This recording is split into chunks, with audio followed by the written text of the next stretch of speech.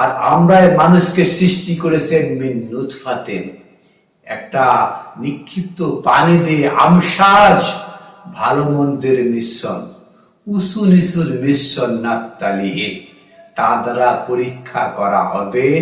ফাজআলনাহু সামিয়ান বাসীরা, এবং তাকে বানিয়েছি এই যে দেখার এবং শোনার।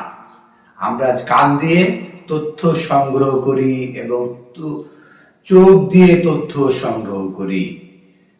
জাআলনাহু তথ্য সংগ্রহের বিষয় দেওয়া হয়েছে, নাফতালিহি তাকে পরীক্ষা করার জন্য। মানুষকে সৃষ্টি করা হয়েছে নিক্ষিপ্ত পানি, ভালো এবং মন্দের মিশ্রণ দিয়ে, যাতে পরীক্ষা করার জন্য।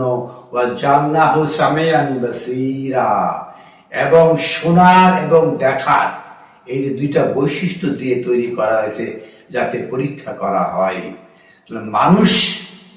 মানুষ হলো ইনসান। ইনসান মানুষের যে বৈশিষ্ট্য, সেটা বাসার মানুষের বৈশিষ্ট্য এক নয়।